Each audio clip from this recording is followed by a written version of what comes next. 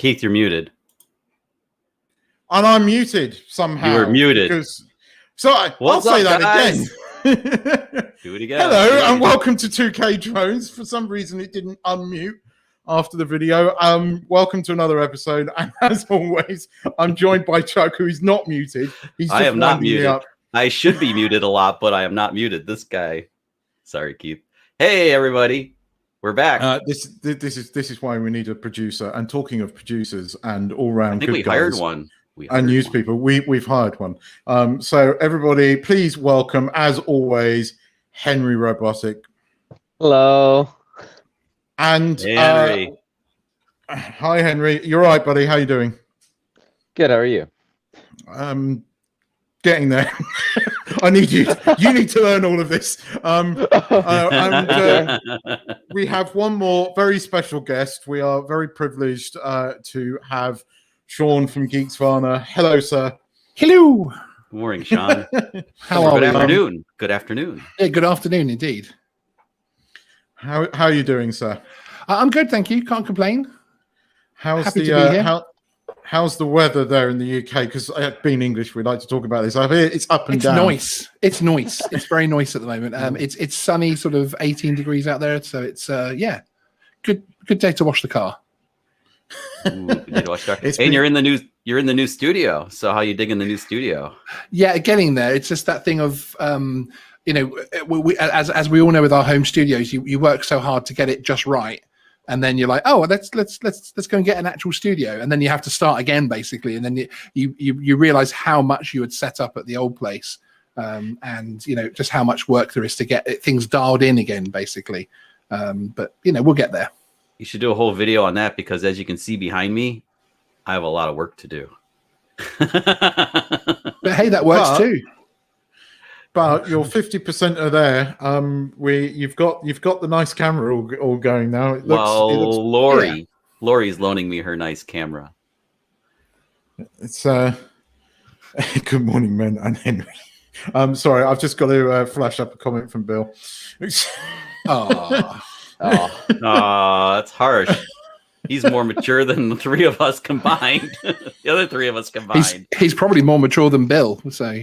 Well, absolutely.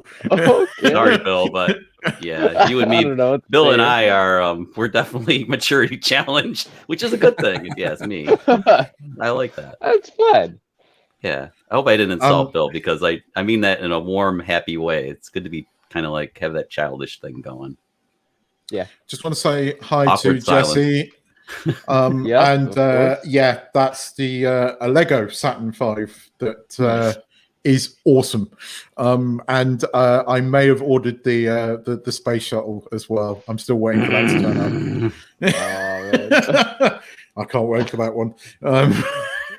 Even my boss sent me a message this week with it. He goes, "Have you seen this Lego kit?" It's like, it's already on order. Yeah, well. But anyway, right, what are we going to be talking about? Well, if you're regular viewers to the stream, you know that me and Chuck are, and by the fact that there's a Saturn V there, we're big space geeks, and we've been following Ingenuity and Perseverance on Mars, and something happened this week. And then we will be having a new section, Henry's news section. So Henry's got a few news stories to cover from the last couple of weeks. And then we will be talking about a little drone that DJI released a couple of weeks ago. Nothing hugely significant there. Yeah. But first off, we should really talk about Ingenuity. And I have a little, hopefully, if this works. Yeah, the clip. But because I recently rebuilt my Mac, I'm not sure if this will or will not work, but hopefully it will. I have a little clip here, and hopefully you should see something happen. I was watching this. Oh man! So this week, Ingenuity flew on Mars, and although it was they've now had two flights, so they've had two flights. Yeah, the first one went straight up and held and went down, and then the next one expanded. This is the first one. Oh, that's the second one. It rotated. Yeah. That's because it did the yaw, which is like we had Addie on last week or last show 2 weeks ago, And Eddie was saying how NASA wants to do it in little baby steps. So they do little incremental, and for obvious reasons, you can't do the walk of shame from Earth to Mars. You go pick it up. So that'd be a hell of a walk, wouldn't it? Yeah. And what's even more amazing is NASA this week effectively did a firmware update, which is anything that has to be the longest distance firmware update ever. Definitely. It was quite incredible, and it was only an 85% chance that it would go into flight mode. That there was a 15% chance that it wouldn't boot correctly, and they wouldn't know until afterwards. But I don't know if you guys, I know Chuck was watching it, but did either of you two capture the live stream from NASA? Because it was so kind cool. It was kind of like watching sick live stream, yeah. It was like watching reality really cool. TV. Talk about dragging it out, though. You know, for the, well, they weren't ready yet. They were waiting for the data yeah. to come in, so they wanted the view time, Keith. They got the view time because they had us all wait. Come on, they got the view time. Where's the data? Where's the data? And then that dude's up there. He's like, "We have this downloading and this downloading and that downloading." And was that the mission specialist guy or whatever? Should know his name. Like, and the data has downloaded. Okay, the data has loaded. Okay, and yeah, like I'm now just handing off to this guy. Okay, this shows blah blah blah. It went up 3 meters. Blah blah. Hang on. What did you say? And then he gets all emotional and says, "Yeah, it flew." Well, they put the curve up. Remember, they put the curve up. You could see where it had altitude over time, and like this, and then like he casually talks about it, and then like a minute later, he gets all emotional about the fact that it flew, and it's just like, but you knew that a minute ago. Yeah, it was really awesome. It was weird. It was but good. I remember watching because we had a meetup over on just before I think I jumped onto that stupidly early in the morning for me drone meetup. Sean here was live streaming Perseverance landing, and I was watching your live stream about it landing because and it was like 4 o'clock in the morning here, but it was such a cool thing. It was, yeah. It took us a while to set that up. NASA are very good at sharing anything. You know, they're very open with their copyright and everything else like that. So it was very cool. They actually gave us a couple of feeds without all of the talking over, etc. So sort of, you know, just raw feeds. So we were able to put our own commentary over it and that type of thing. So no, it was good. It was a good evening. And then after that, we had Dr. Pascal Lee come on for the second stream of the evening, who is the director of the Horton Mars project, which is a NASA project up in the high Arctic, and actually someone that Addy used to work with. Cool. Yeah, that's very cool. He was such a great guy to have on a couple of weeks ago. Addy is very cool. Guest. Yeah. Yes. He was a great guest. Yeah. Super knowledgeable and. Oh yeah, absolutely. He's been flying forever. That guy's been flying anything that had freaking blades on it since forever. Yeah. I have to admit, when they announced it, and because that guy who had been really sort of composed, and if you actually watch it back, he confirms it flies before he gets emotional and before he puts up. Yeah, he's focused, isn't he? He was giving all the science talk.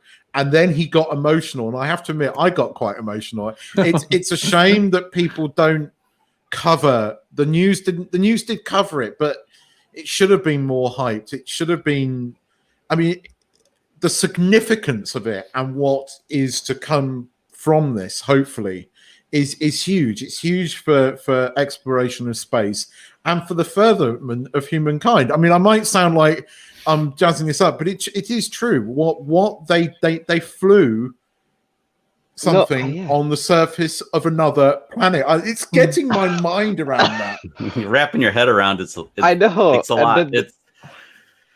It's so cool. And it's funny to see the videos and be like, that was taken on another planet. Like, what? I don't know. It blows my mind every time. And the cool thing is Perseverance has a 4K camera, so they filmed it in 4K.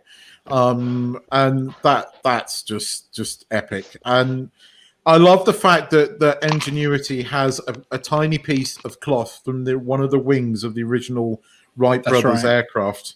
How the people at NASA are just cool. I mean, I know we're all geeks, but that's cool. Did you know it's also got a little test panel as well, which has exposed versions of all of the fabric and materials that make up a spacesuit, so that they can see how a spacesuit reacts to the Mars atmosphere over time as well. That's another one of their projects, and they've just successfully turned carbon monoxide into oxygen with one of the other sensors as well. So they've got some crazy things happening up there.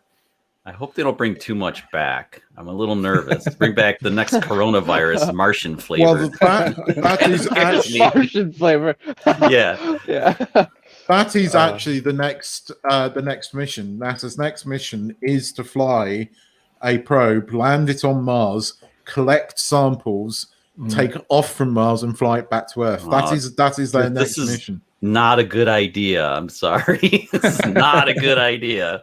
Given our track record as humans. I'd just like to say hi. This is a movie in the making now, only we're going to live it. Kind of like Contagion. We're living that now.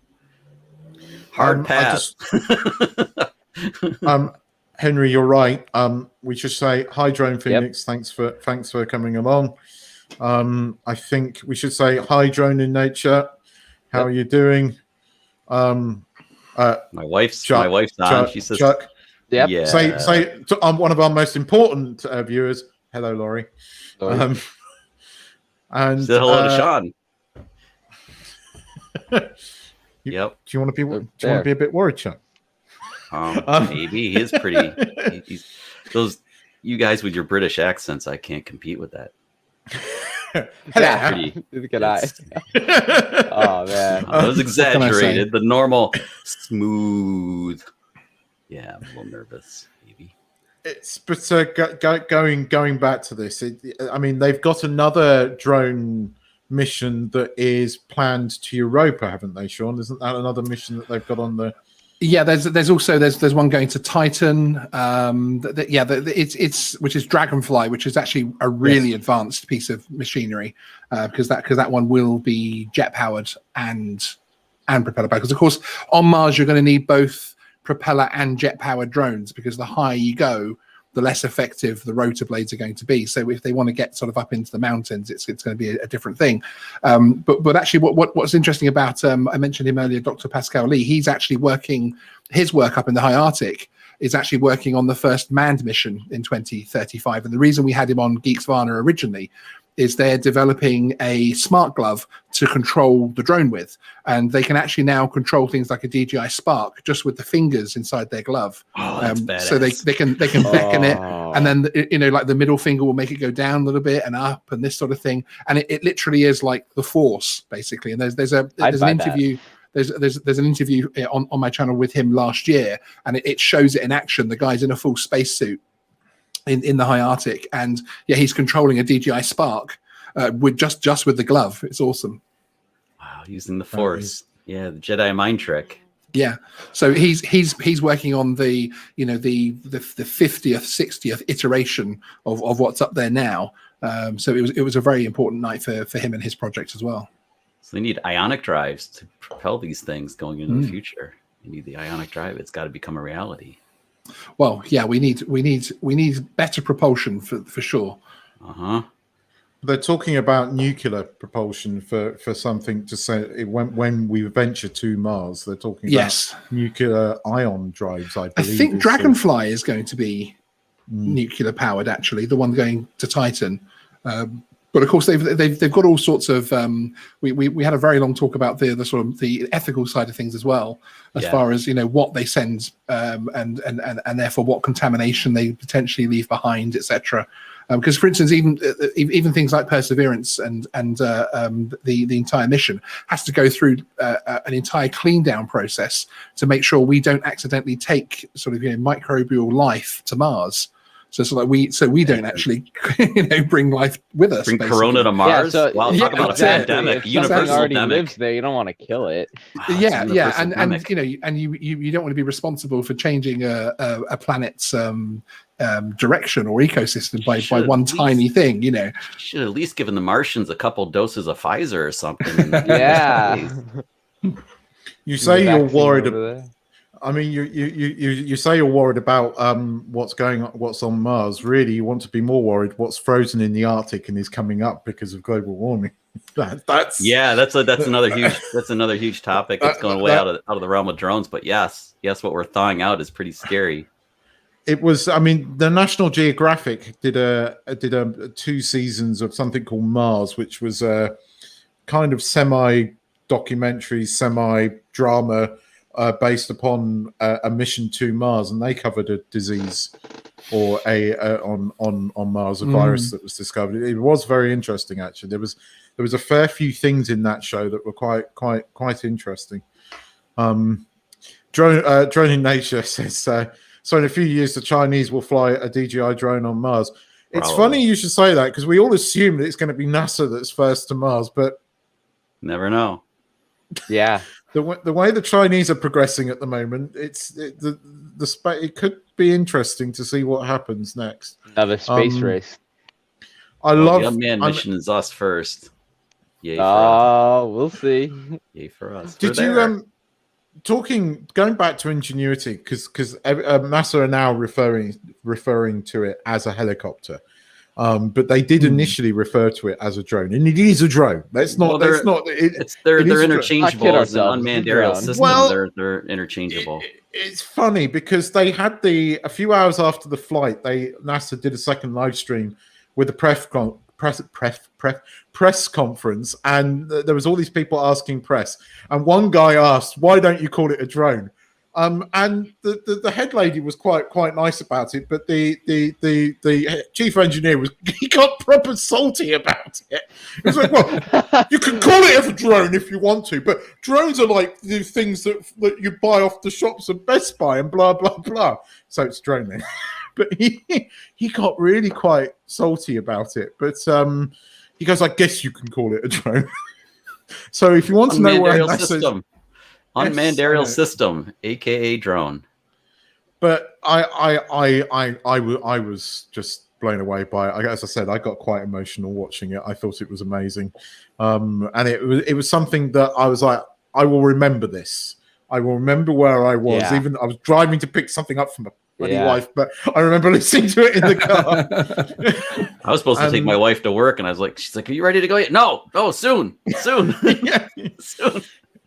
I was in middle class, but I was like, "Look, hang on, darling, I'm just watching something," and I got that look that you just go and do it because it's just not worth the hassle kind of look. So I had it sort of streaming in the car, and she kept trying to talk to me. I was like, "Shut up, I'm listening." This is more important at the moment. Yeah, we can talk in a minute. You want to watch? No, we had it. When I say I had it streaming, it was audible, but she didn't quite understand what they were saying. To be honest, I mean, it's pretty advanced English that they were talking about there when they were talking about downloading data and all those scientific keywords. She understood when they said, "Oh, and it flew." She got that bit. And she was just looking at me, and I'm going like that, and she's like, "What?" I was like, "You don't understand." Here's a good comment from Phoenix. Yeah, I was gonna say that's a question. I don't know the answer to that. I'm not sure either. Do we keep it in a jar?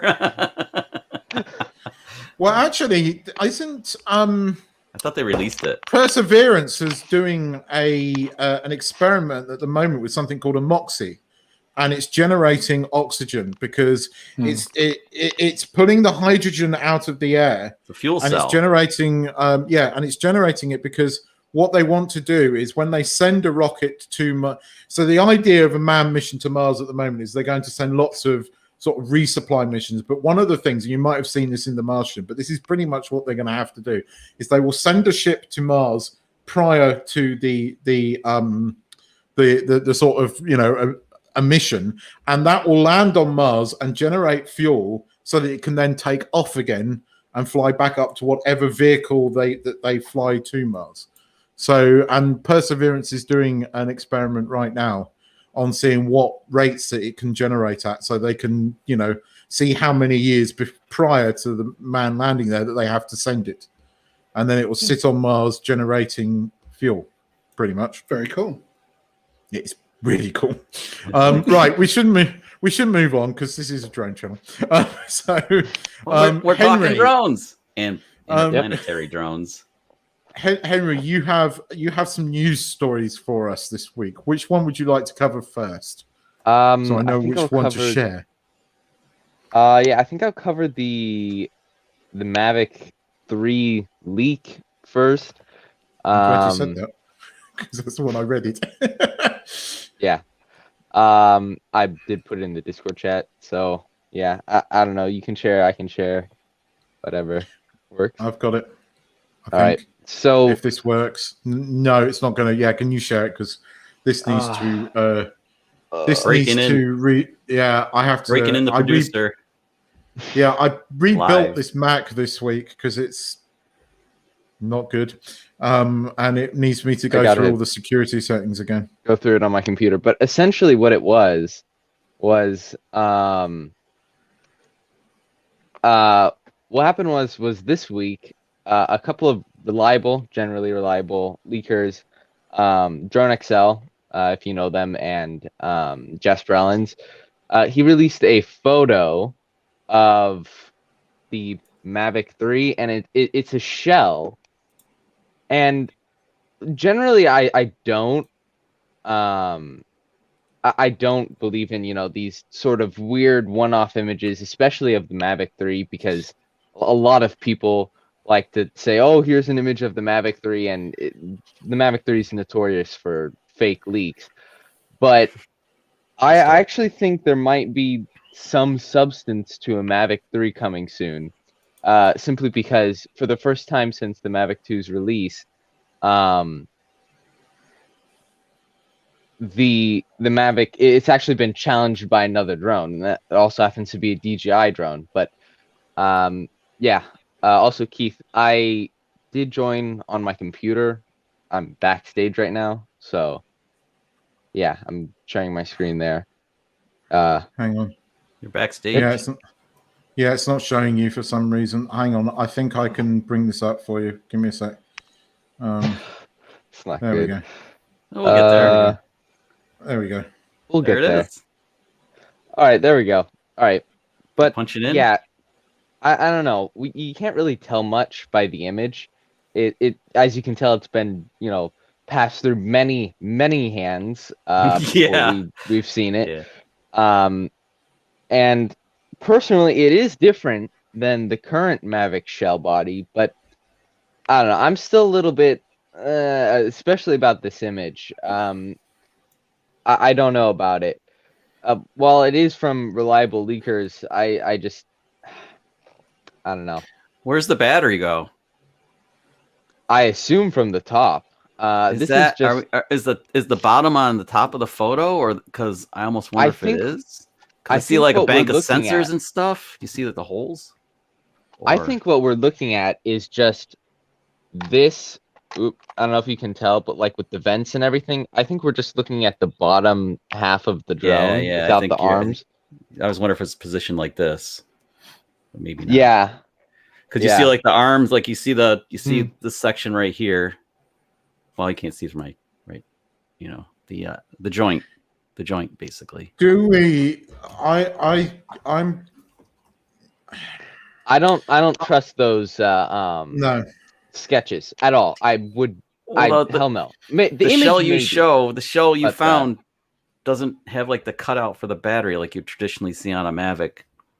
Well, I think it's foldable. The bottom part. I don't know. I don't think it would ever. Yeah, you think it's the bottom half. You think it's the bottom half. Yeah. What do you think, Sean? I think we will definitely see a new prosumer drone before the end of the summer from DJI, 100%. I don't know whether or not it will even be called the Mavic 3. I know we all call it almost as like a project name because it's been around for such a long time. Those pictures, the sketch, the schematic-y type drawings, I've seen those before a long time ago.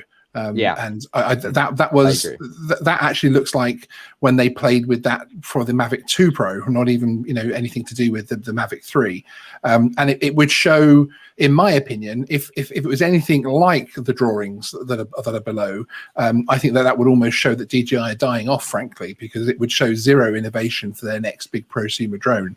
and there's tons of problems in that design. As far as this picture is concerned, it could be anything. It's just airframe and plastic housing around it, so it could be literally anything.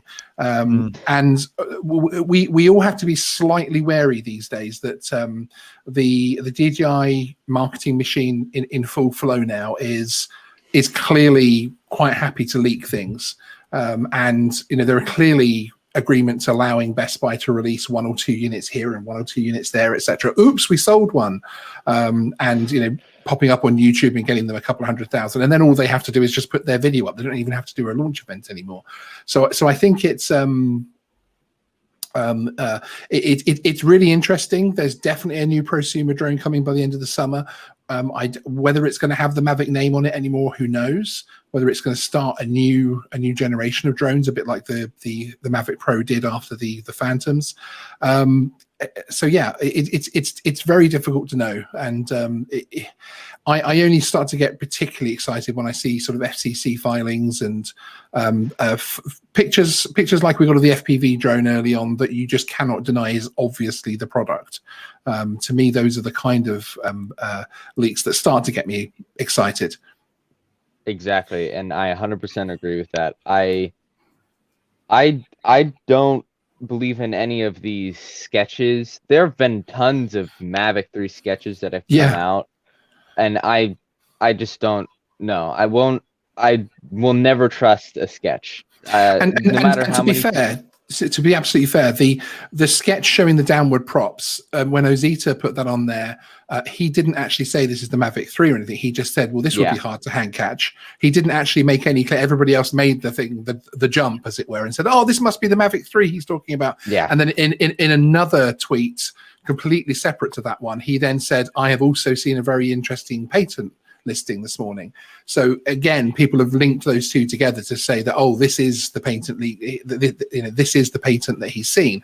So that to me is melding things together that he has very carefully kept separate, basically. So I think the two things were separate statements, but he knows, of course, he's creating trouble by putting them within minutes of each other as well. Exactly. I agree with that. I at this point, I don't even take into consideration the sketches anymore because there's so many drawings, aren't there? There's been so many drawings. I mean, I had a video well over a year ago that had a drawing in there where and the subject of that video was, be careful of these leaks. They're exciting and it's awesome to have rumors and everything else. People love talking about what's coming next, but don't get obsessed with things like drawings because unless we've got something physical and something tangible, it's very, very difficult to get too excited, in my opinion.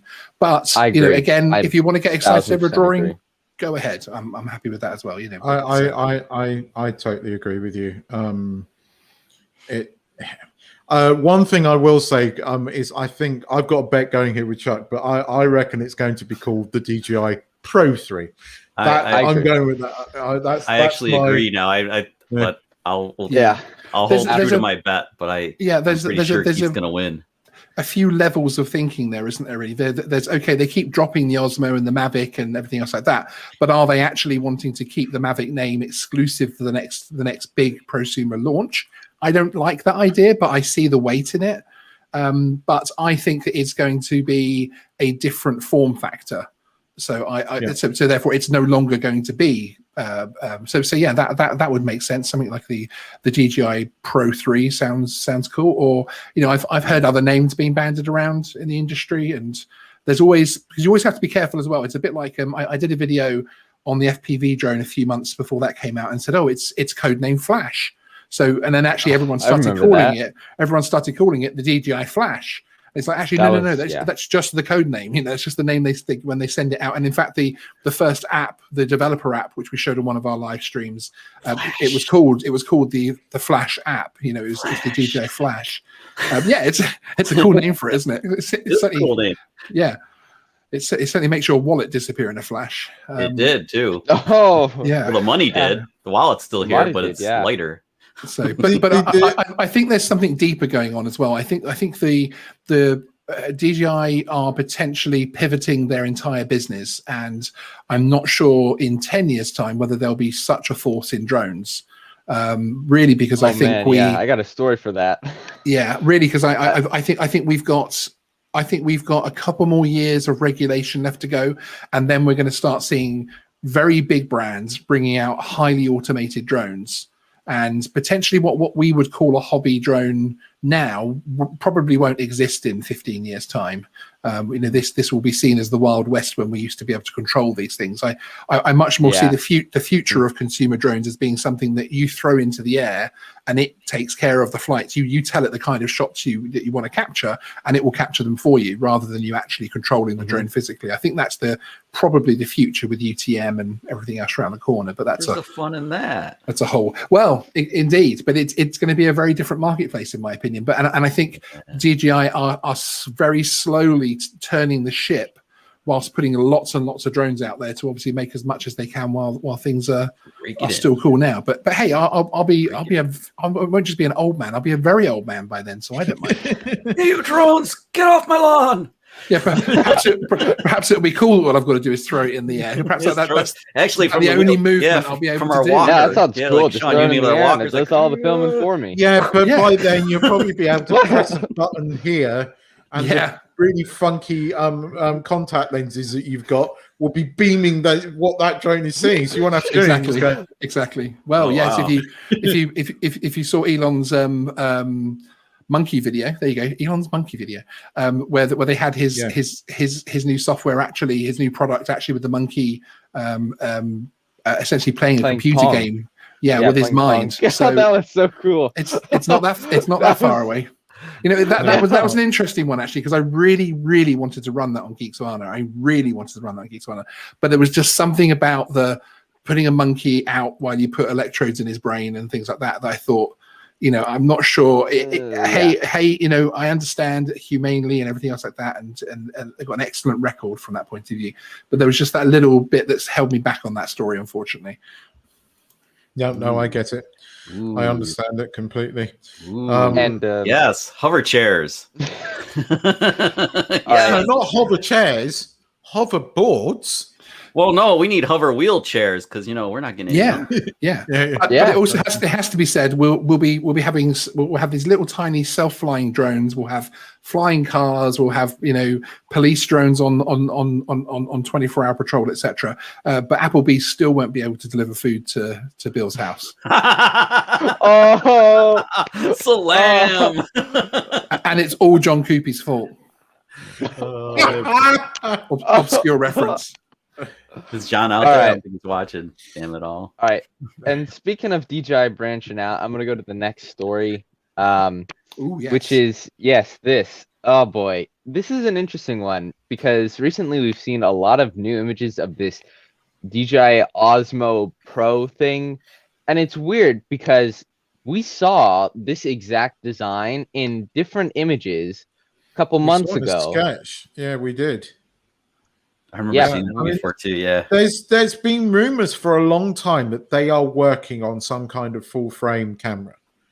And that the Hasselblad name, they stuck Hasselblad in the Pro 2 2.5 years ago, but that actually they were much more deeper in bed with Hasselblad than what the drone indicated. But they bought them. This doesn't surprise me. Yeah, and it's a very interesting design. I think it's more like a modular thing where you can take the actual camera off and put it on a drone maybe or something. I don't know. But it also does, in addition to having a 3-axis gimbal, it looks like it has a Z-axis, if that makes any sense. So maybe like up and down stabilization, from what I can tell. But it's really interesting, isn't it? It's like it's got Matrice-like batteries. It looks like almost like an X hybrid camera, so like maybe an X7 Plus or something, sort of hybrid type sort of lens and sensor on there. But also, what's interesting is that the it's the sensor and the lens that they are stabilizing rather than the camera itself, which of course is awesome. But that means this probably isn't aimed at the sort of ultra professional level. This is going to be filling some kind of niche. There is a niche that the DJI have identified with this camera. That they feel that they will sell a boatload of them too, because it won't necessarily be inside professional TV studios or anything. I agree. Right. And so for speaking of DJI branching out, for my third story, moving on if you guys don't mind, but moving on. I'm not gonna this thing. Okay, sorry. No, but yeah, DJI's branched out to the automotive industry. And so there's an actual website that you can go to. It's auto.dji.com, where you can see all their self-driving car stuff. And I don't know about it. I don't know how I feel about it. Yeah, they launched this at the Shanghai Auto Show, and there's actually the first, because they don't actually want to be a car manufacturer. They want car manufacturers to use their tech essentially, and they actually had the first DJI powered car on display at the Shanghai Auto Show, which is exciting. But again, it just shows my feeling that they're slowly pivoting to see what's next for them. So they have competition because I don't know if any of you guys know about. Do you know about Vector, the little robot, the little assistant robot? Four of those little dudes running around downstairs. Boris, I can't remember his last name, who was the CEO of Anki, who developed Vector. When Anki ran out of money and they sold off Vector and Cosmo and everything, he went off to an automotive company that's exactly what they're doing. They're developing the technology for fully autonomous vehicles. So DJI has some pretty good competition already. And what scares me about DJI is I was kidding there and like, can you imagine I'm in a parking lot, my car's sitting there, DJI automatic autonomous car rams into me, and I'm like, I gotta call customer support. DJI, yeah, your car just hit me. No, sir, you must it's driver error. Well, no, I'm parked. No, it's your fault. Call your insurance company. We're not paying anything, because that's how that's how DJI support works. I think as well though, this kind of move is going to be seen from a geopolitical point of view as well. That you're going to have our tech for a little while, is especially AI tech, is going to become fairly insular. So Tesla is going to sort of take over the Western world, and DJI and others will take over the Chinese markets and things, because they, from a security services point of view, they don't want these things mixing and matching too much. So I don't think we're necessarily going to see a DJI powered car on the streets of the US anytime soon. Yeah, perhaps look at this. Perhaps driver monitoring camera. That's a Well, I mean. They're not Apple has been rumored to be getting into the automotive industry and for Sony. 4 or 5 years. Sony has got their fingers in everything. But I mean, DJI, they've got to do something to justify that huge, brand new, sparkling building that they're building in Shenzhen, which is quite something actually. But they've got to do something. It's quite incredible. It is really cool. Tesla's doing a lot of that already, though. If you drive a 3. Oh yeah. No, indeed. But again, we are going to get to an even more of a stage where Chinese tech won't be available in the US and vice versa, etc. So you're going to see this 3-layered tech development internationally, which is going to be very, very interesting to see who makes leaps before the other one.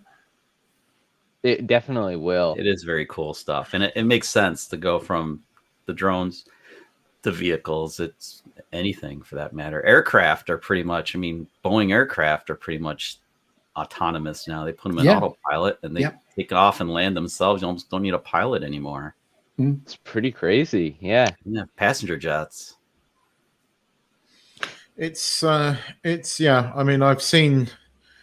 I've been in the sort of auto driving things that you've got at T5 in London. Have you seen those, Sean? Yes. They are weird. Yeah, indeed. It's a very British version of tech, isn't it? Really, it's sort of it is. But it is. It is. They are weird. It basically Terminal 5 at Heathrow Airport. They have a business sort of parking car park, or like a short-term car park, and you park your car in this massive space. Then you go press a button in this like these little stations, and this pod just appears and it drives you to the terminal. And okay, it doesn't have a track per se. It has like this little sort of channel that it follows, but it's completely automatic, and it is odd. It is odd, and it speeds up and slows down. And if there's traffic on there, it detects it and then slows down and matches the speed of the one ahead. It's a very odd thing.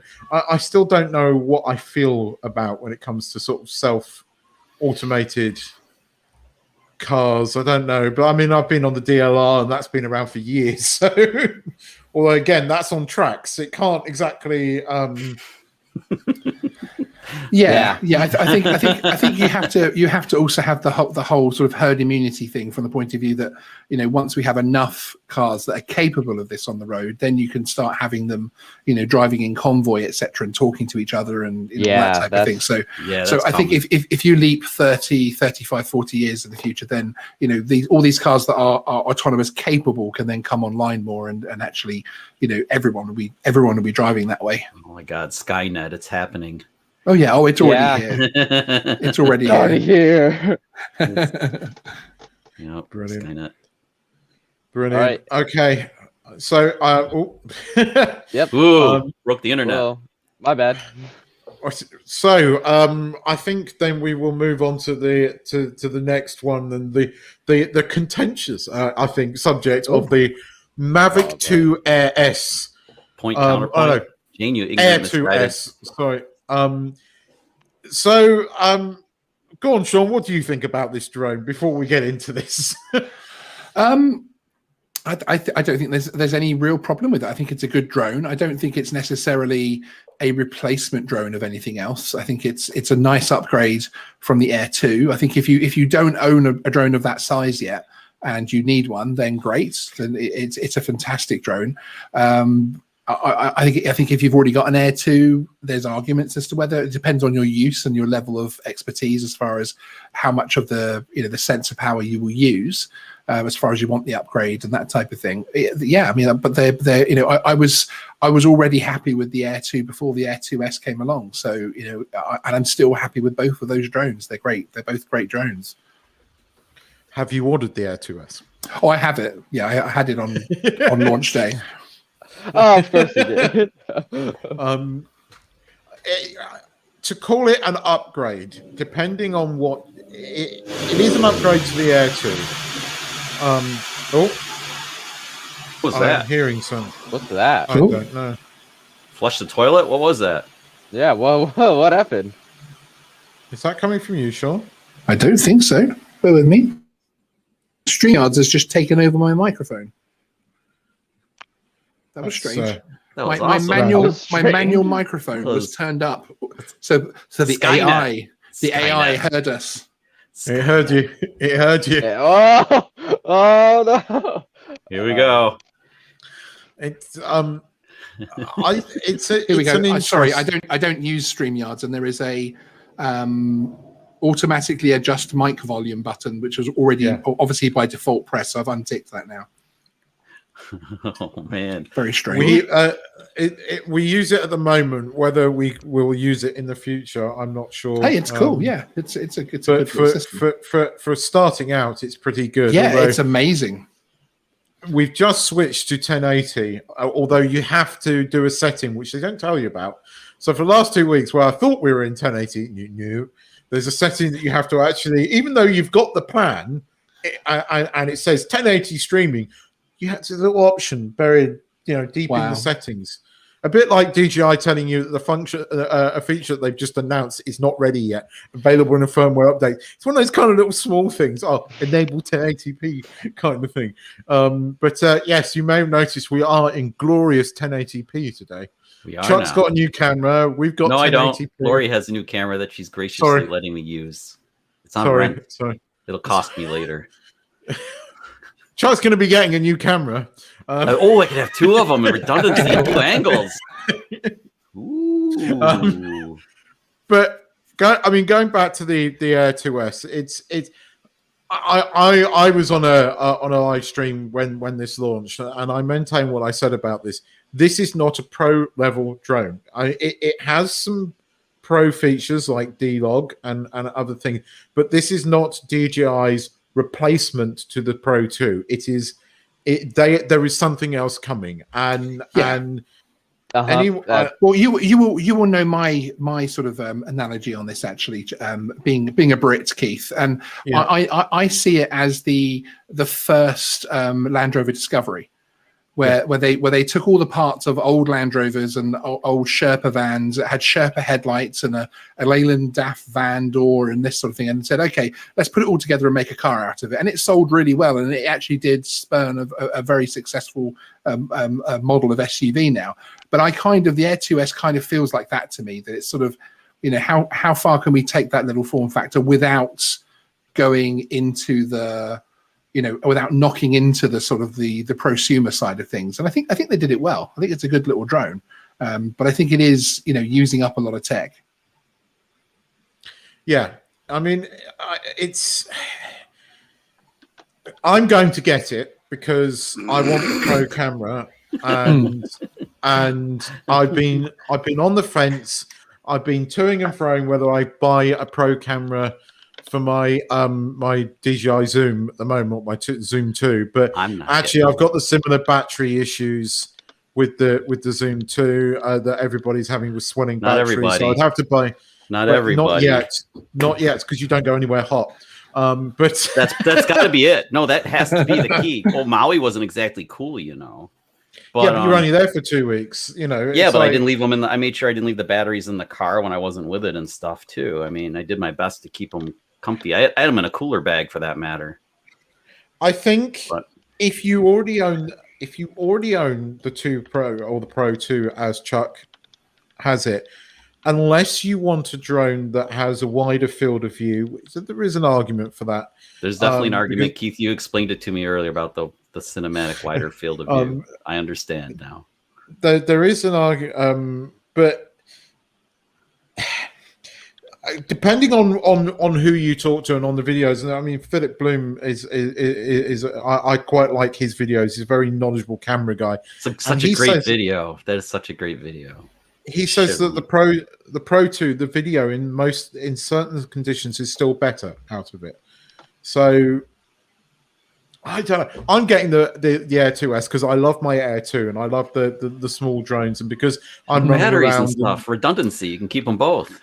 Yeah, and redundancy, indeed. And there are places where we have to go on motorbike, and having lighter drones in my back, especially when I'm lugging around the FPV drone. Having that in my backpack compared to the full-on Pro 2, 2 pounds versus 1. Your little Air 2S weighs half as much as this beast. That is a plus. Although I think the stability is an advantage. Having the extra mass will help it stay more stable. This is one thing, and I don't know if you noticed, Sean. Hovering. I had my Air 2 out last weekend, and it's a very rare thing here at the moment that we've got ultra low tides. So we've got loads of mangrove forests around here, and when the tides go out, you can see all the sort of oyster farms and everything. It's quite interesting. I got some really interesting pictures, but it was slightly windy, and I was on one of these because we have a road that sort of runs right along the coastline, but it's built out into the ocean, so it's one of these raised roads. Great fun flying FPV drones underneath it, by the way.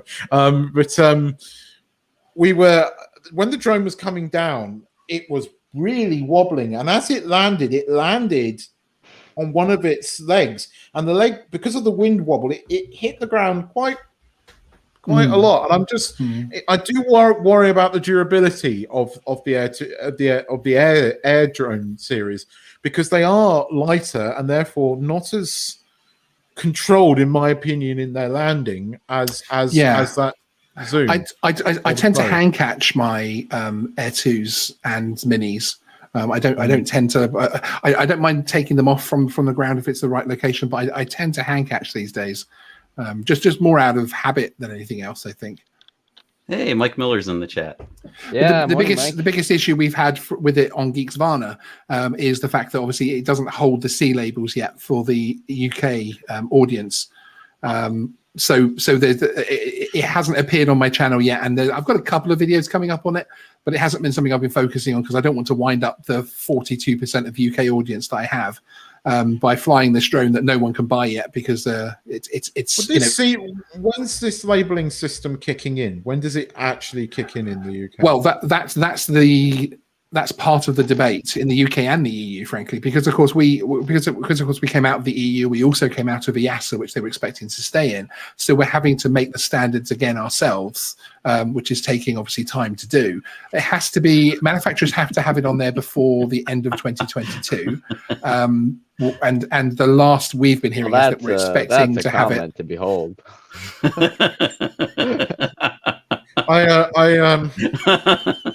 The thing about this it's a funny comment. Sorry, are they going to retroactively allow these drones, or we don't know that. We don't know. Part of the problem with that is remote ID, because remote ID will also have to come in around that time as well. So it's whether or not the current drones can. DJI did put out a blog post on their enterprise site last year, which we ran a story on, which said they are making the drones to be compliant to certainly the EASA labeling system, so they should be able to be retroactively produced. But of course, they don't know what else is going to be added to it. If suddenly there has to be XYZ tech in there for remote ID, then that's not going to be possible. You've also got to look at it that the way they were going to retroactively change things was actually have it's creeping my mic back up again. Was actually have the drone returned to dealer rather than manufacturer, and the dealer would carry out a firmware update and then slap a sticker on it basically, and then bang, you're compliant, happy days. There will obviously be a charge involved in that, and the issue is that yes, that's okay if it's an expensive DJI drone, but if you've got an Air 2S that you paid £1,200 for or £1,000 for, are you going to want to pay £150 to go through that process? So it depends. It depends, frankly. But retroactive is likely and unlikely depending on how you look at it. But certainly the first C2 labeled drone that comes out in the UK is going to sell like absolute hotcakes. So as soon as these labels do come out, it'll be a little mini boom for the drone industry. And if it doesn't have these labels, you can't fly it close to people. Is that my correct understanding? Very, very simply, we've now recategorized our airspace, because before UK hobbyists weren't allowed to fly in town centres or built-up areas, etc. We had to be 150 meters away from residential, commercial, industrial, and that type of thing. 150 meters away from people, all these sort of things. With these new rules, we have A1, A2, A3 airspaces. In the A1 airspace, you can fly C1 drones like the Mavic Mini. You can even fly that over people, etc., because there's very little risk of injury or damage to people or property. The next big one is the A2 airspace, where if you hold an A2 CFC certificate, which is like our entry level, what used to be PFCO, so sort of Part 107 light almost. I need that, I think. That would mean that you can fly in town centres, which at the moment with legacy drones, drones that aren't labelled, you can get within 50 metres of people, which is still very difficult to do, to have a decent flight in a town centre and have to stay 50 metres horizontally away from people. But the new drones, you'll be able to get within 5 metres. So when there is a C2 drone, it will open up a lot of opportunity for hobbyists flying in congested areas in the UK. So it'd be very exciting. So it's possible the Air 2S is light enough it could be a C2 class? Possibly, but it would certainly, in my opinion, fall into that class if it was possible. But it just depends on so many things. It's so many things. He's giggling because he knows I want to go to Scotland and I want to be able to fly as close as possible to things legitimately. And I'm like, just bring a Mini 2 and you're fine. Yeah, just fly underneath everything. That would be what I would. The Mini 2 has zero separation to people and involved people. You can fly over people. You just can't fly over groups or crowds of people. So the Mini 2 is the king of the skies in the UK at the moment. So the Mini 2 combined with the Mavic Nothing. 2 for the Mavic 2 nothing. distance shots. Well, yeah. I mean, but then your Mavic 2, unless you come before the end of 2022, you will only be able to fly that in the far from people category, which will be 150 meters from anything good, basically. We need to do a whole show on this, probably. We need to do a whole show on just this stuff. Because I'm clueless when it comes to any of this sort of stuff. This is a big topic. This is drifting off of Air 2S and into something that's really... Well, no, because it would be fun to talk about.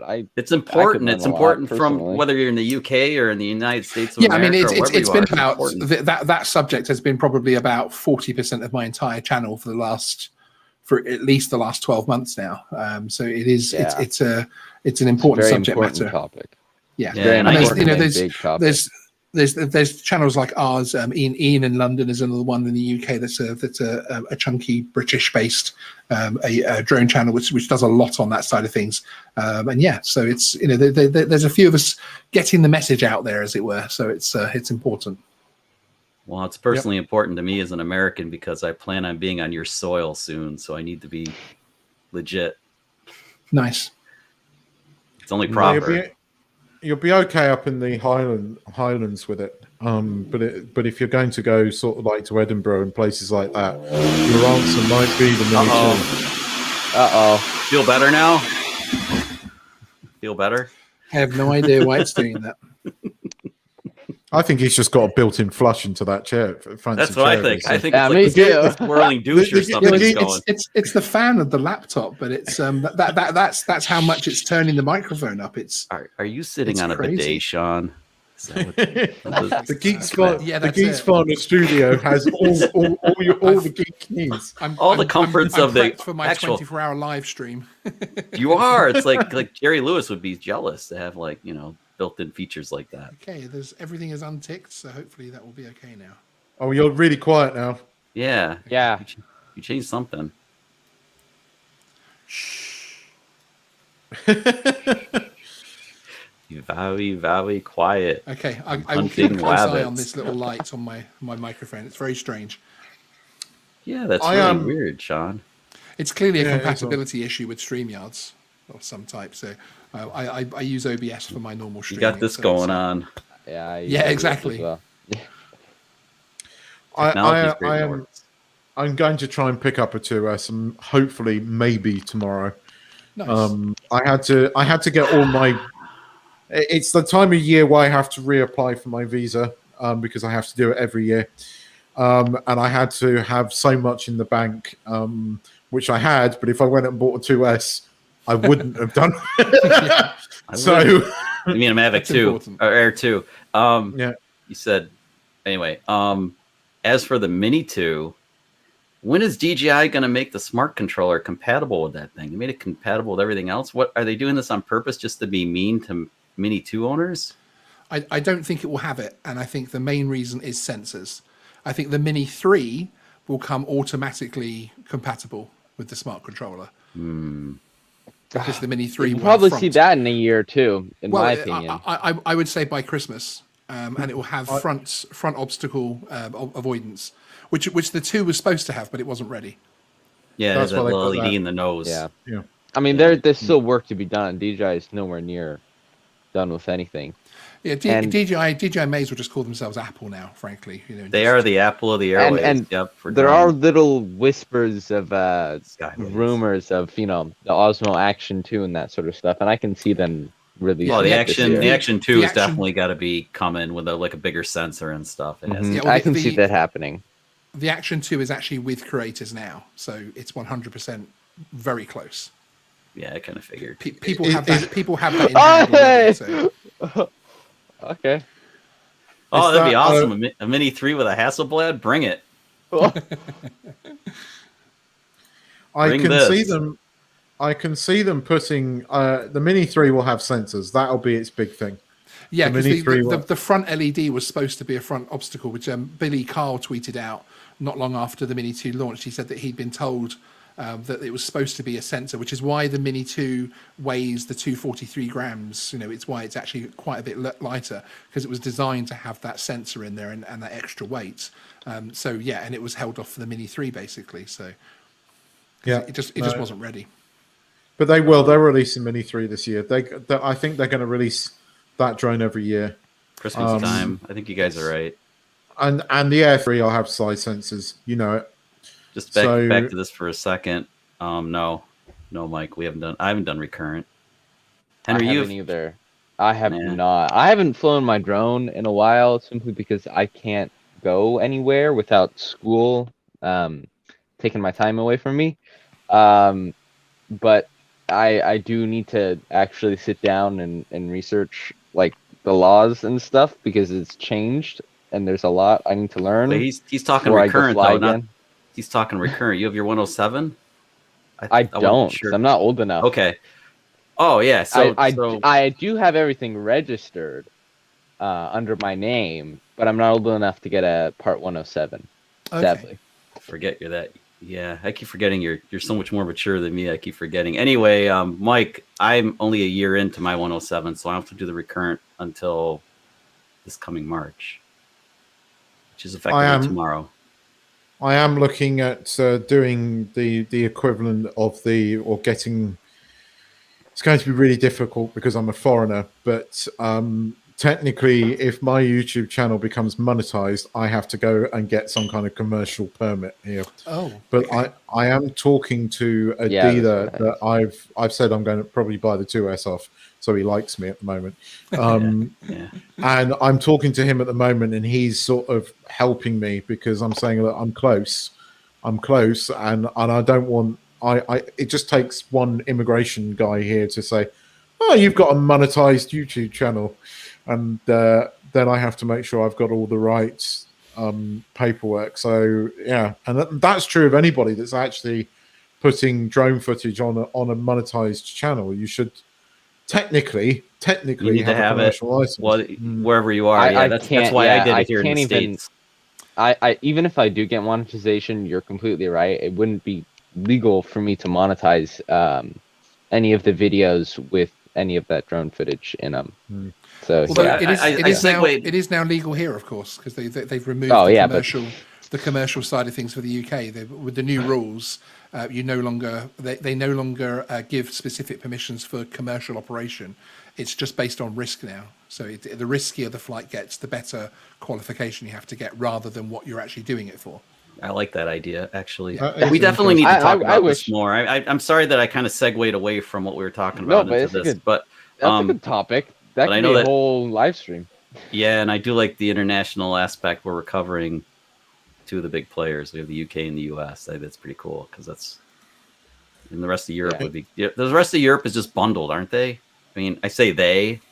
Yeah, the EASA states. Yeah, there's like 27, 26 something. The Union or whatever, states. The EU. I guess. EU. Yeah, but there are some countries outside of the EU that are in EASA, though, the European Airways Agreement thing. So yeah, there's two or three that aren't actually in the EU, but still, because it's not just for drone rules, it's for the whole of aviation. So it's much easier for them to be part of the EU's aviation rules. They have to make their own up, frankly. Sean, my very good friend and fellow podcaster over at the Monkey Nut Punch is Gareth is saying, tell Sean to check he has hardware acceleration enabled on his browser. Yeah, I probably won't change too many settings because it works perfectly on my own streams. Yeah, so I don't want to change something that then detracts from other stuff. But it seems to be holding well at the moment. If it ain't broke, don't fix it. Yeah, which is a rule I never follow, by the way. It's behaving. Gentlemen. I never follow that rule. It's not my nature. I have to. What will happen if I do this now? Will it get better? Will it get worse? Exactly. Usually worse. And then I have to fix it. Occasionally it gets better though, and that's always nice. Yeah, 1 out of 1,000 times. Yeah. It's it is a hugely interesting subject, and I mean, it's fairly dry material, but it's important. And we need to come up with we need a good way to present it to everybody because it's important to know the rules. Talking of and we're going back to the 2S. If anybody wants to buy a Mavic 2 Zoom, message me up because I am selling a couple of drones. I think I've sort of kind of decided, and Chuck's going to be very proud of me here, to kind of keep the Air 2 as redundancy. Yay, redundancy! Essentially, there's really no reason for you to upgrade, but I know you really, really, really, really want the camera, and I guess I understand that. It's the camera that I want because it will take better pictures. And I was, again, looking at some of the pictures I got the other day. I got this really, really good picture of one of the sort of shacks out around the oyster growing farms. They're on stilts. And there was literally, it was just in the mud, and it looked really cool. But again, I was looking, going, it would be better on that 1-inch sensor. It would have still have the same. I could play with it more. Isn't it? More detail in you. You know, they give us. You know, whenever we see something, it's the same as when that came out. There was lots of. I was on a couple of live streams before it came out, and we were. A subject matter often got to, you know, what would it need to have to sell well? What would it need to have to beat the Air 2? And, you know, whatever we say, if DJI are bringing it out, they've already done the research. They've already taken it apart. And they know exactly what to do to get us parting with our cash, frankly. You know, however they focus group us, it works. It always does. I'm going to say this isn't an upgrade. Honestly, this is kind of a DJI kind of. It's the same old thing with these guys. They give you something new and take something away. It's like it's the game that they play with us. Like, okay, here's the big 1-inch sensor. Yeah, you can't adjust the aperture on it. That's right. It's exactly. Like that kind of silly stuff that they always do. And do you really need it? No, because it's 2.8. That's the Apple thing, isn't it? It's the iteration. It's the iteration of an iteration thing. It is. You know, unfortunately, it does start to stifle innovation a little bit from the point of view that. You know, they don't have competition, so they don't have to bring out everything they've got. You know, they're not sort of like, you know, okay, Ford are bringing out the new compact SUV and it's got to compete with all these other compact SUVs. So it's going to be jam-packed with all the tech and all the innovation, and it's going to have X, Y, and Z that no one else is thinking of right now because they have to. Whereas in this marketplace, in the drone marketplace, DJI don't have to worry about that too much. They can do whatever they want and people will buy it. Yeah. I mean, who knows? Who knows? The Hubsan Mini Pro thing coming out, that might start to change the landscape. That might, you know, if it's a good drone, that might start to change that. I mean, it even got tweeted out by Brendan Shulman of DJI. So, you know, it'll be very interesting to see how that little thing performs. Your sound just got really good, Sean. Just like because I just realized that I can play with it. So I sorted something out, hopefully. Excellent. Oh, nice. So about this Hubsan drone that Droning On did a live stream premiere on Friday morning for us in the US and you guys later. What do you guys think about this thing? I mean, we didn't talk about it at all, and it's pretty interesting. I've never been a big fan of Hubsan. I've always thought their stuff's kind of meh.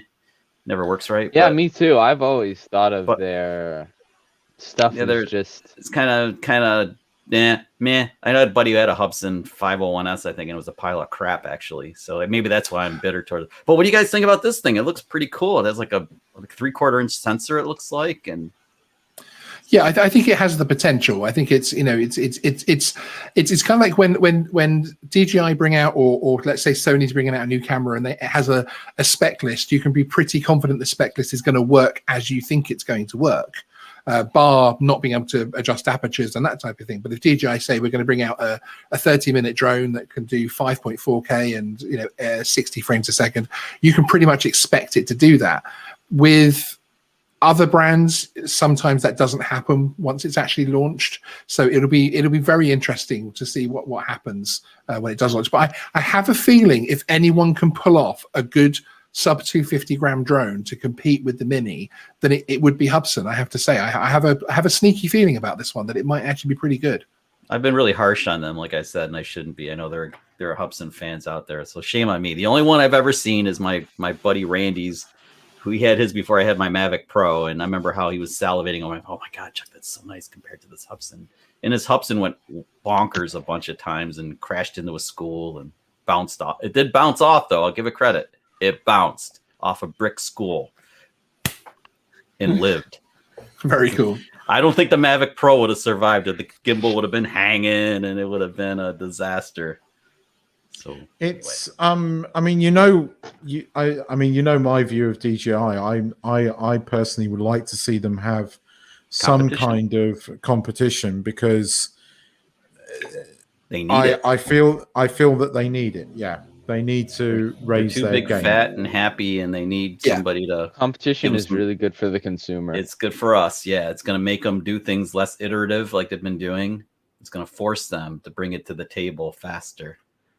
And if Hubson can do that, God bless Hubson for doing so. And actually, the thing it's going to do is make the skies more busy, because imagine if Hubson comes out with this thing and people grab it and they can, then there'll be a whole bunch of sub 250 gram drones buzzing around. It's going to get busy.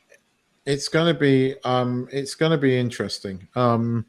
I'd like to see what they've got up their sleeves. I'm hoping, because we were hoping that Sony were going to release a consumer drone, and they kind of went the other way. But I think they will. I think they will, though. I think because remember, Airpeak is the entire project name. It isn't the name of this drone.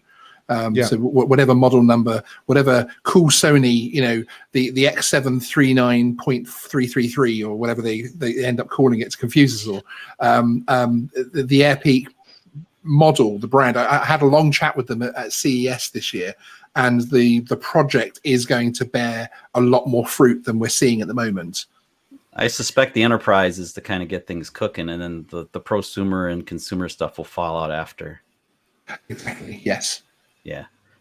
Oh, good Drone Viral. He's asking you a question. Yeah, I was just answering him actually, saying it was it's at home lonely. It's on the wall on the home studio. We haven't put anything like that up here yet, but again, we're putting some more personalization stuff up on the recorded side. We're going to put some of the gaming controllers that people like seeing in my backdrop. You need the Drone of Fame. You need to get a Drone of Fame. I'm thinking of doing that on my wall. You're a bit of a gamer. I've got a quick question for you, just slightly. Ooh. Did you find that having that sort of video game experience helped you with flying the DJI FPV in the sports and normal mode? Yes, and not falling over with goggles on and things. Yes, 100%. Yeah, I put the goggles on and I was like, okay, this is cool. It was a very natural environment, a very natural ecosystem to be flying something first person with all the data on the top there. It's like every sim I've ever flown in Microsoft. So that's why I suck at it. But yeah, it's always helped me on the drone things. I've had to learn how to fly my Inspire in ATTI mode recently, ready for my live flight test next weekend. And again, the control that I have in the thumbs, etc., because of the gaming side of things, that helped me with that an awful lot as well.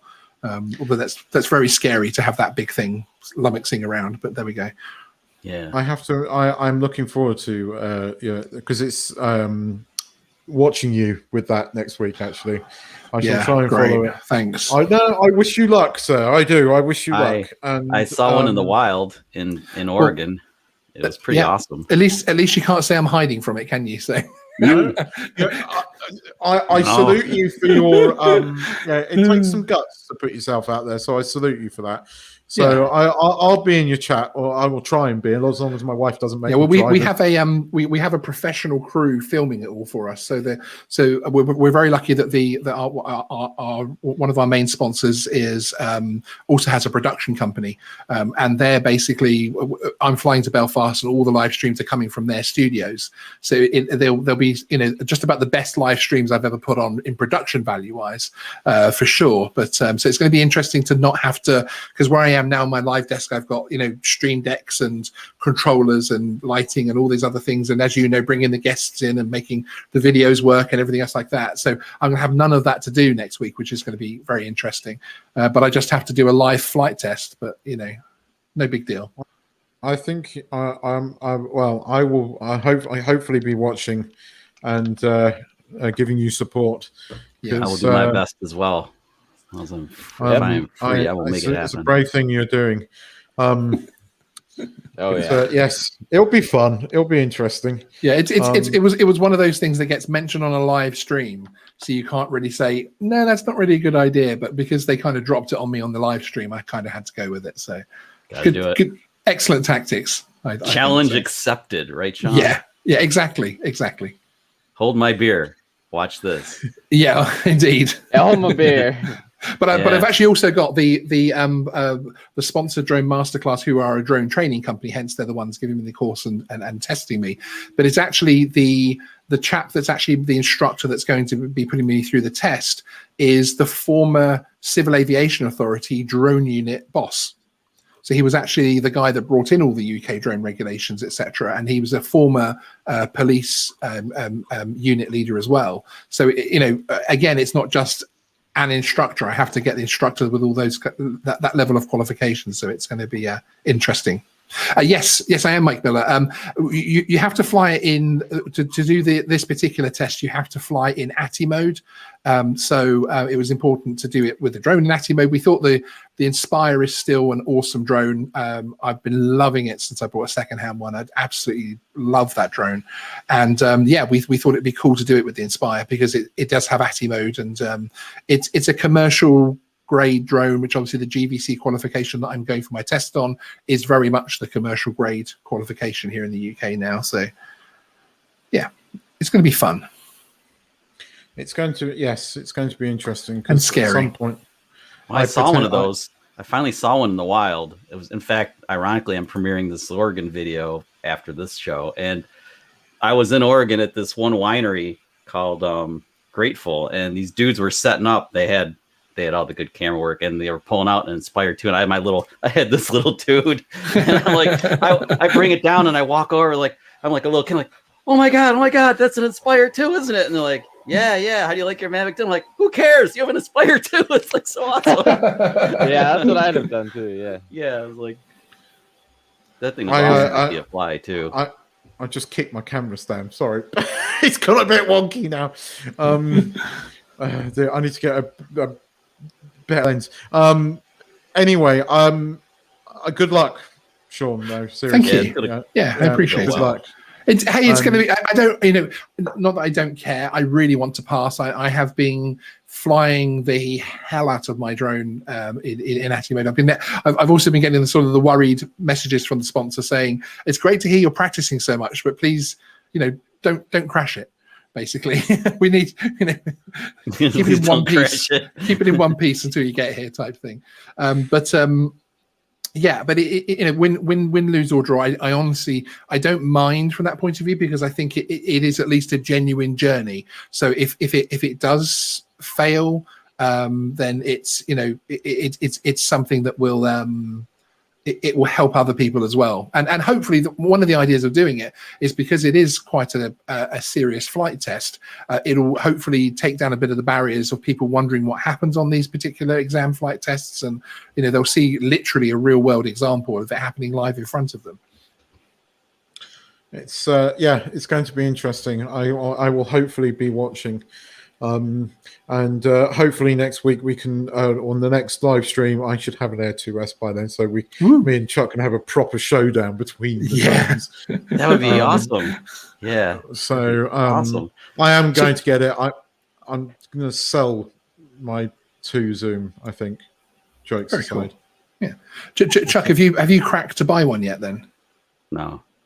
No, but I might need to get him in order for my UK trip. If it's really going to come together, I might need to get a Mini 2 instead for now.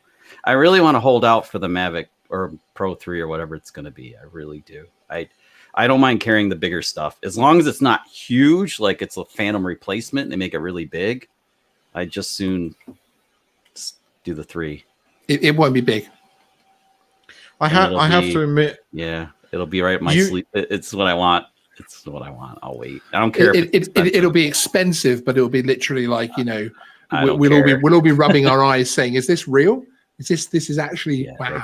That's. I'm waiting for that. I mean, the 2S is nice. It just doesn't. It doesn't have me. It's not. I think enough. I'm going to make a prediction now. I think the Flymore will break the $2,000 barrier. I really do. Easily. I'll sell a couple of Mavic 2 Pros to some guys in need, and at a severe discount, and they'll get me most of the way there. And then I don't know if I'll rush out and get it. I didn't with the original the Mavic 2 drones. In fact, I was kind of forced into doing it because of a stupid law here, where I was in the UK for a few months, and I took my original Mavic Pro with me, which was purchased here. And during my time there, the Mavic Pro had an issue and flew into a tree. It flew into a tree. It was not pilot error. And I sent it back, and the DJI did all of their thing, and they checked all the logs, and they discovered it was a glitch, and they fixed it for me. They sent the drone back. Wow, you're rare. The drone would. No, get this. The drone went up into the air and wouldn't come back down again. You had to literally. You had to wait until the battery ran, and then it would land. So I sent it back to DJI again, at which point DJI replaced it. The problem was when they replaced it, that meant it was a new drone. So all of my paperwork that I had for here was not recognized. Oh, no. And because it was replaced outside of Thailand, they wanted me to pay an import fee, which was pretty much the cost of the drone. Jeez, so I forgot the story. I eBayed it and then came back here, and I went out and bought a Mavic 2. But I was happy with my Pro, and I think I'm going to be happy with the Air 2S for a while. Till the 3 comes out. No, but this is my point. I was gonna say when the 2 came out. Okay, Keith. No, whatever you say. Having had the experience that I had with the Mavic Air, I did not rush out and buy a brand new DJI drone. I mean, it might take 2 or 3 weeks. 2 or 3 weeks, and you'll be in. They get you every time, Keith. Yeah, me too, Keith. Come on, man. Just stop it. He knows this story. I'm not you. I had an Air. I had a Mavic not Air, me, are you? Separated. I bought it on launch day.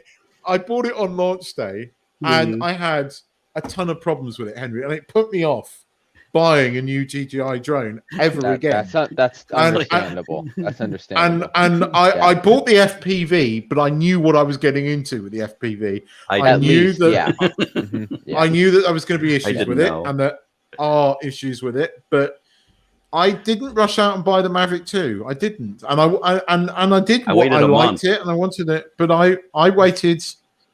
How long? 5 months. Ooh, you did better than me. I waited about 3 weeks, and I was like, "Yeah, that's long enough. I need one. That's long enough." I kind of held back a little bit on the Air 2S because I wanted to make sure it was in the hands of real people who reviewed it and gave it real reviews. And it does have some issues, the Air 2S, and I'll be interested. It seems to. In auto mode, I've noticed with a lot of people's pictures, because Ash Over Droning On uploaded, but I got a couple other people who've got it and have uploaded pictures from it.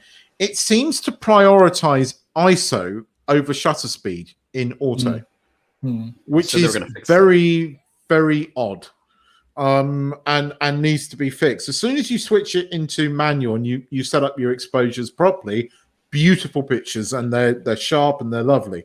In auto, and the FPV drone is the same.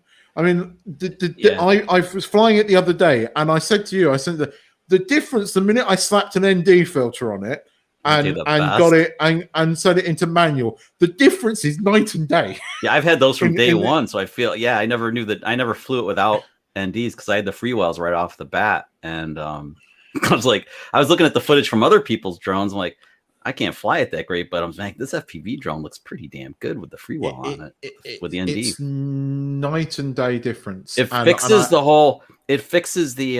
flares too. When I flew into the sun, the flare is much prettier with the ND on it than it is without. It's see, I was gonna strikingly different. I'm hopefully going to pick up the Air 2S, just not the Fly More because I don't need it. I've pretty much got the Fly More from the Air, and because I got the Air with the smart controller. I don't have a standard controller for it. It's great. It's great that the Air 2S controller works with the Air 2. That's fantastic. I really like that. There's been some debate over the smart controller not working all that great. They were talking about it last night on one of the live streams, and they were saying how it doesn't work well with Lychee and don't plan on using it for anything commercial, just for flying for fun because it's taxed. The Android and the hardware in it are taxed. I've never experienced any issues with mine as of yet. I have not flown my Mavic 2 since they upgraded the firmware for the Air 2S. I don't know if that's going to change anything or not.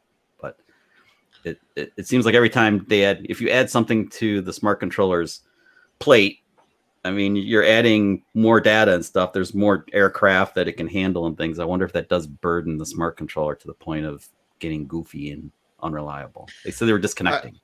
That's my only thing, that the smart controller has changed the way I fly drones here, because when you're in a cooler country, you're fine with your phone. As soon as you get to a country like this thing overheats in about 5 minutes. They were talking about that. The drawback, yes, the drawback was to keep your phone shaded and stuff. But yeah, the smart controller, I haven't flown in the conditions you have, Keith, very often. I mean, Hawaii and stuff may be close, but yeah, it's bright. It never fails me. It works. It doesn't break connectivity. So I don't know what these guys are experiencing now. It kind of concerns me a little bit, because I'm not flying to do mapping or anything like that. I'm just flying scenic stuff. That's why I'm going to just buy the drone and not the fly more. I don't need the bag. I've got batteries. I get an extra battery out of this. The only thing is it won't have the NDs in there. But I'm going to order. The PGY Tech have got a VNDs. Already. Yeah, there you go. Yeah. Yep. There you go. Yeah, all the way. Look, I used to be I used to diss PGY Tech, but I have just bought their OneMo backpack, and it is the best damn camera backpack I have ever had. Guess what I'm picking up this afternoon, dude? It's awesome. I'm selling my Peak Design bag. I mean, I can get everything in. I can get 2 drones in this bag: FPV drone, Mavic 2, and everything in this backpack. I slam it on my back, and it's really comfortable. And away I go. And I've been using it for the last 2 weeks. It's got grab packs. Well, it's just the intelligence that's gone into the design of this bag. It's like no other bag I've ever owned. I know we're talking about bag, but if you want a decent drone bag for your FPV drone, and you want to bung your Mavic in there as well, it does it. It's got a nice little slot. You can even slip the remotes in. It's perfect. Did you get a mission? I have a video coming out on Tuesday of a DJI FPV bag, a hard case that it fits in there with props on, $35. Nice. Yeah, nice. I have to admit the PGY Tech was a bit more than that, but I like backpacks. Yeah, Keith, but hard cases. Do you get a commission? No, but I should. Mine's at the UPS store right now. I have to go pick it up after. He's ordered it as well. Because I said that, dude, when he showed it this week, he goes, "Where'd you get this bag?" And he goes and orders one. But it'd be great for you in Scotland. And that's what I was thinking. I wish I'd had it when I was over on the island, because I was carrying around 2 backpacks in the car, because I had one for the FPV drone and one for the Mavic, and I could have taken everything in that, and then we wouldn't have had to nearly crash the car getting to that damn beach. We could have walked it. Yeah, it's gonna be really helpful for me. And then there's more gear than that to carry too, with the 6600, and there's so much crap to carry. I didn't tell you on wheels. I didn't tell you this, Chuck, but I'll send you. Remind me after the show. I've got to send you a video. There's a really, really popular American guy who lives in Thailand. A big YouTuber, like massive subscription. He went down that same road on his motorbike, crashed his motorbike on that road, and gave up. And I'm looking at that right now. Going, did we really drive down that? Did we really go down that road? I wish the hell you had I have my. Yes. I don't want to talk about how I attached it on here, because I should really do a video on it, because it's cool. But if you had the action camera on the truck and you filmed going through that to get to, that would have been awesome, man. Just the journey to get there would have been great. It's part of the video. We went just for Sean and Henry. I when I got the FPV drone, me and my wife had booked a week away, thankfully, before the 3rd wave hit here. It was our wedding anniversary. It was our 5th wedding anniversary, and we wanted to go and somewhere we really like. And it was just a perfect excuse. So I was just flying the FPV drone on all these beautiful, amazing beaches. But some of them were quite difficult to get to. And this one was, there's a sign. You get to the sort of end of this road, and it goes, "Road damaged. You may not be able to pass." And of course, I saw that as a challenge. My wife is sitting there going, "Really, darling? Oh, it's a great idea." We got there, but we were driving through forests. Like at one point, I had to fold in the mirrors because the trees were just literally about that much clearance on either side. But it was an adventure. It was really fun, and the video I got out of it. I mean, come on. So I mean, that was the beach where I kind of nearly stacked the drone into that tree, and I only saw it at the last second. Oh, I remember that. I like where you hit the banana plant with the FPV, and the microphone was on. It's like I can't even just like. It's the sound it made. Slapping noise. Awesome. It's so cool that there's a microphone. It is very cool that there's a microphone in the DJI FPV drone. That really, at times, adds to it. I always capture the audio, figuring I've got it. If I want to use it, might as well. I found heard anything. Creatively, I've used it twice, or I'm about to use it on an intro to another video that I'm about to release. And again, I've used the sound and then sort of lessened it off, but it kind of works. Just before the music kicks in, you hear the drone noise. It gives it a feel. Yeah. You can definitely play around with it creatively, because but again, it's there. It's better. These are the kind of things that you enable, and as opposed to cropping the props out. I crop the props out in the drone footage, but then I leave them on in the goggles. Yeah, so that I have that field of vision when I'm flying, but then I don't have to do that in post. Maybe that's a mistake too. Maybe I should leave the wide field of vision and crop later. No, it's funny enough. I'm about to release a video which is a tips video for flying FPV, but it's aimed at GPS camera drone. You know, basically what my background was, and moving over to this drone and all the things that I found. And one of those things was, because when the drone first came out, there was lots of people complaining about it, and it's like, and there were people going, "Oh, you just switch it off here," but actually, you want to leave it on in the goggles because the widest point. Yeah, you need to see the perimeter. You need that if you're going to go through things.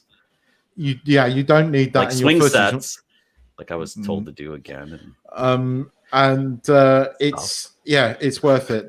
But I'll be launching that tomorrow because this person here stole the premiere slot. So I'll just chuck mine up tomorrow. Yeah, 13 minutes maybe, unless I push it back because we're having so much fun on here. I can push it back. I'll chuck mine out tomorrow. But if you're interested in or thinking about buying the FPV drone, I've got a tips video for you. So very cool. Hopefully. And I had I hadn't told Chuck this, I did briefly fly it in manual the other day. And I didn't crash it. Is Sean flying in manual? Sean, did you fly in manual? Yeah, I'm pretty much only flying in manual now. Oh, I'm so not worried. Do you leave the altitude limiter on, or do you fly full acro? No, altitude limiter on, yes. Yeah, 100%. Yeah, I found that does actually make it, it's kind of a hybrid mode almost. Yeah, it's just good fun. I mean, I'm only flying at my club flying field in manual as well. I'm not like flying through trees or around buildings and stuff like that. It's up and down in a field where the worst thing that I could hit is a 4-foot high fence. So it's it's pretty relaxed. I was flying it out over the pieces. Mud. Yeah. If I fly in manual, this thing will become a jigsaw puzzle. Actually, Chuck, I think it just takes time. One thing I will say is the DJI Virtual Flight just did an update, and it is better. Is it on Android? Motion sickness. But is it on Android? No, I know. Thanks, Thanks a lot. Thanks. Appreciate that. Asshole. Yeah, it's not good. But sorry. I have found that DRL. Bleep that out. Too late. DRL has got a really, really good tutorial. So the tutorials on there really changed how I think they helped me get used to manual. I still can't turn precisely. I can't, but I can get doing nosedives, and I can make it do sort of like reverse turns and stuff like that. And you're not crashing. But I maintain, I think 20% for the cinematic FPV stuff that you want to get out of this drone. I maintain that 80% of it you can get in sports mode. There is some stuff that you'd have to do in manual, like if you want to do your sort of nosedives down cliffs and that kind of hillside flying, that is a manual shot. But all that crazy stuff that I did on Cone Track, that was all in sports mode, and that was good stuff. So wait, this brings up something back to the Air 2S. Let's double back. They have a new and improved logic for FPV mode in that thing that's supposed to be more like what you find with the FPV drone, where I think it locks the gimbal, like you and I were talking about. Like I was like, why doesn't DJI lock the gimbal just up down, and I mean have it move up down and lock the other two? and now it does. So how's that? I want to see somebody do a video on that. Maybe it's out there. And they recently put on their website they have no plans for it to work with the FPV goggles yet. It did work with the FPV goggles. Somebody's seen clips and stuff. Yeah, pictures. And as I said, when they were shooting that, because I had an argument with Chuck, when they were shooting that video, the promo video, and he flies through the tent, they had goggles on. Because I was saying they had goggles on during the shot. There's no way they went through that tight again. I said it was APAS 4. I said APAS 4 made that possible, and you and I went back and forth on that. It was goggles by the sounds of it. Apparently, that when they were shooting that, a lot of the time it was on goggles, is what is. And we've seen the menu in the goggles. So that's unfair marketing, DJI. I think it's coming. Yeah. Oh, DJI's marketing. Oh, the Osmo Pocket's got. Man. Here we go. Yeah, sorry, Keith. I didn't mean to get you going on that rant. I'm sorry. I understand. Marketing. Here we go. I understand. Yeah, coming soon. Coming soon. Coming soon. Which means 6 to 12 months. 6 to 12 months right before the thing's obsoleted by the new one. But anyway, it's going to be interesting. Right, I think we should wrap it. It's been I appreciate you coming, Sean. Thank you for this. Thanks for being here. Thank you so much, Shad. Next week with your flight test. I appreciate it. Hopefully you will pass. I will be rooting for you, good sir. Thank you. I'll be rooting for me too. But I'll be rooting for you. Well, I'll root for you. I'll have your back. Thank you. Virtually, we'll have your back virtually. Yeah. And Chuck, would you like to plug your premiere, which is happening soon? It is happening in 8 minutes. I went through all my footage from Oregon from 2 weeks worth of trips back before COVID, and it's pretty fast and furious and cinematic, I think. So check that out. That's coming up on my channel, Cove Action Dronography, at 12:45 p.m. Eastern Daylight Time. Hope to see you then. And Henry, would you? Our producer, newsman, and all-round good guy, Henry. Plug your channel, good sir. Yep. Just go check out my channel. Link is in the chat and in the description. I do drone videos, leak videos, cameras. It's stuff mostly about DJI. Go check me out. Thanks. And I'm obviously the K-Spot, and as I said, I've got a tips video coming tomorrow at some point. So keep an eye out on that. And yes, thank you for watching. Apparently we've got 5 Sean of Geeksvana. Yeah, I was gonna get sorry. Because nobody knows who he is. It's an Sean, alpha would you like to plug your channel? Because he does like drones and stuff. I can't help it. We do actually have tomorrow. We have episode 2 of the weekly Drone and Tech News with our wonderful co-host Emily. So we have episode 2 is out tomorrow with a very special report from co-host Stephen over in Helsinki regarding some automated vehicle tests that have been happening over there. So we've got some exclusive footage of that. Which will be in so that'll be. I'm not sure if I'm going to live premiere it or just release it. I don't know, but it'll be tomorrow evening at some point UK time. Cool. See, it was important. Always. I like to alpha battle. Yeah, but I can mute you. But I'm joking. I'd just like to say thank you to all the people that subbed us today. Apparently, we picked up a load of additional subs. If you haven't already subbed this channel, this is now Chuck and mine and Henry's live stream channel.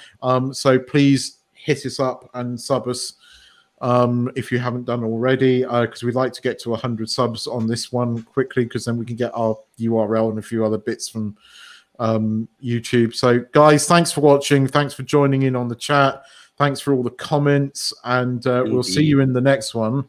Cheers. But for now, goodbye. Peace out.